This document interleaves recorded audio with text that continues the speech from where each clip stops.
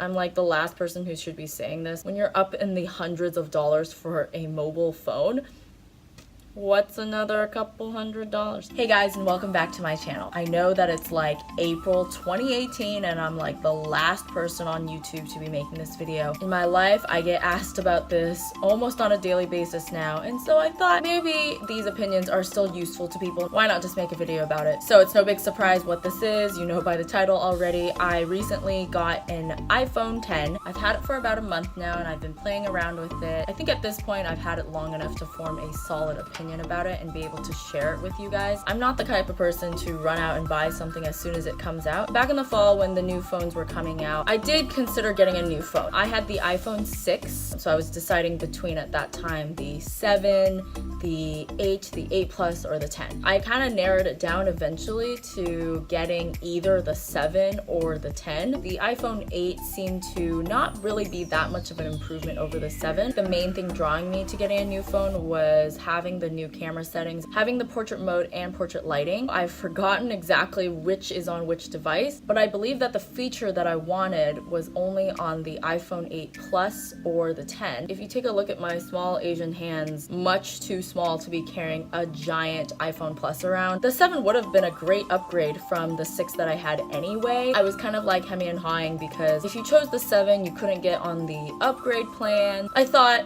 let's not get a phone because I don't really want the 10 right now. And some of the reasons that I didn't want the iPhone 10 still kind of apply, even though now I have the iPhone 10. I've had it for about a month now. My phone was going on 3.5 years old at this point. Long story short, I ended up losing it at a bus stop. When I tried to look for it using Find My iPhone, got a little sketchy and it seemed like someone was actually trying to steal it. You know what? Let them have it. Did my remote erase and we're good there. It actually had significant water damage. I keep a water bottle in my purse at all times because I get thirsty extremely quickly, and sometimes when I'm careless about putting the cap back on, it gets a little damp in my purse and my phone has had to suffer several rounds of water damage from that. It's actually very surprising to me how sensitive these phones were. This one time I was out in the rain, it was raining really hard. While my phone was in my hand, water like got into the edges of my case. I saw that like water start seeping up my screen. And if you've ever had water damage to your iPhone, you know exactly what I'm talking about. Because of the water damage, my phone is not worth anything.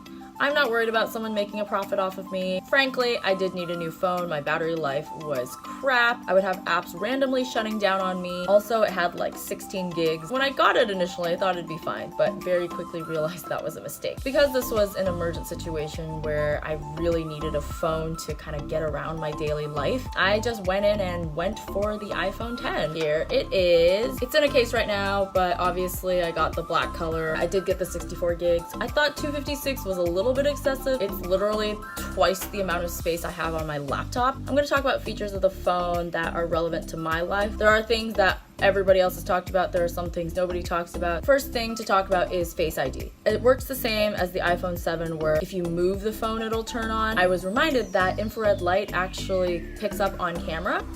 See that? What I would like to see probably in future kind of software is once it unlocks, you don't have to swipe it to open it, because right now you have to hold it, wait for it to unlock, and then swipe to open. You can also do it in the order of try to swipe up, and then the Face ID will come up and try, and then it'll just automatically open. Why can't there be a setting that it can just open up? You know, maybe it's not for everyone, but make it an option. The other thing is I've noticed in my clinical work, when I'm wearing like a face mask, it can't recognize me. This part of my face is just not enough for Face ID. It's not a huge deal because you can just kind of pull down the mask and like look at it. It just may not be convenient for certain populations of healthcare workers. I do miss Touch ID. If you're driving and your passenger needs your phone for something, I've always just been able to kind of reach over, put my thumb down on the phone, but now it's like it needs to be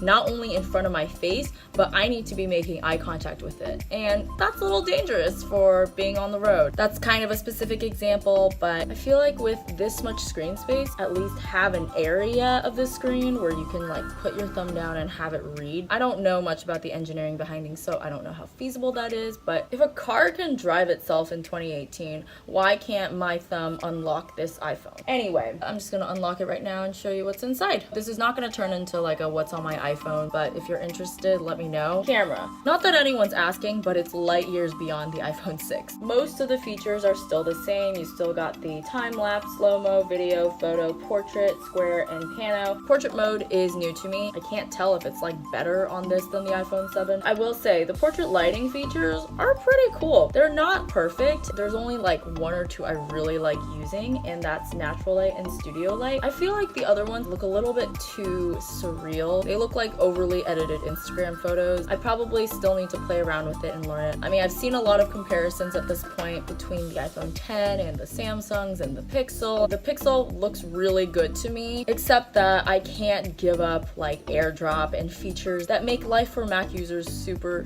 easy. Another thing that I have absolutely loved about this, which is probably the most useful thing for me right now, is the battery life. I've gone like 10-15 hours in clinic. It's not that like I'm using it heavily like throughout these work days. I listen to music and podcasts during the commute. I'm messaging people. I'm looking at Instagram and Snapchat all day. Not even reached 50% drained battery. Insane. It's just been so nice to not have to worry about while I'm trying to focus on, you know, learning to be a doctor and everything. I used to be the person that if I knew I was going to be away from a charger for like 4 hours, I would pack my battery pack in my purse. Anyway, I've been asked about the screen space. I do enjoy that it has a bigger screen. You do have like one more row available for apps. Actually, while I'm here, do you see this infrared light going off right now? I didn't realize that it was working when you're not on the Face ID screen. So, interesting thing to follow up on. I'm not sure what that's about. If this is the NSA, can you ask Mark Zuckerberg why Instagram photos look so crappy when they're posted to Facebook? Let's talk about the elephant on the screen. So the notch, my lock screen, is this gradient going into black, which hides kind of the top part. You see that I have a screen protector on here, which is currently cracked. It's not my screen. My screen protector kind of like undoes all that masking. If you don't have a screen protector, or you have one that kind of covers the entire screen and doesn't have this like cutout here, there's tons of pre-made wallpapers out there for this. Some of them just have like a bar across the top that's black. The tab doesn't annoy me. I would rather it not be there. I'm hoping to get rid of it at some point. The problem I have with this screen right now is that it is an aspect ratio not really being commonly used. I don't know the exact ratio, but it's like a super wide screen. The fact of the matter is a lot of apps still aren't using the entire space.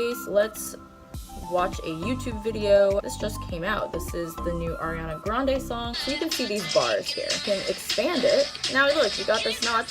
And not only that, you've cut off the top, this part and this part of the video. Love you, Ari. I'm a big fan. You're amazing. This is just another example. This is the app Inbox by Google. Again, the black bars at the top and bottom. It's just not using the entire screen. I haven't noticed most apps being like this. You can see Safari's using like the entire screen, you know, save for the notch. Other features, phone processor, super fast. Animojis are like the last thing I would have bought the iPhone 10 for. One thing that has kind of annoyed me, screenshots are now taken with pressing this button and this button together. So it's the up volume button and the power button. So like this, everything's the same. You know, you can like draw on it, you can edit it, that's fine. If I'm just holding my phone like a little bit tight, look what happens.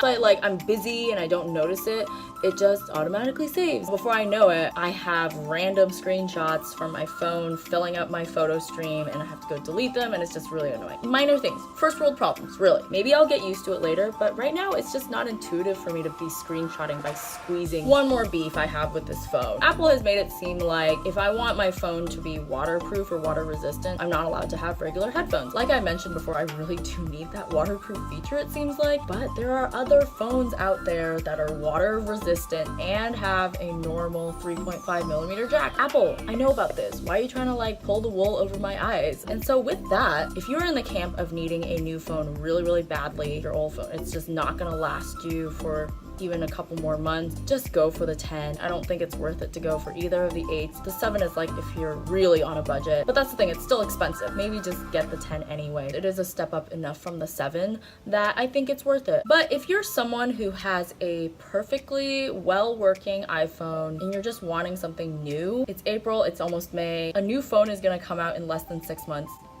Just wait for it, see if it's worth it, and even if it's not, you can always get the iPhone 10 for probably $100 cheaper than you would now. Maybe that doesn't make as big of a difference to you. If there's one thing I've learned, people will always do what they want to do anyway. That's my advice for you, for those of you who are looking for it. Alright, I think that's enough attempt at tech talk from me today. Thanks so much for watching. Please remember to like, subscribe, and comment to let me know what you thought of this video. And if you want to be notified every time I post, please hit that bell notification. But until next time, I will see you guys then.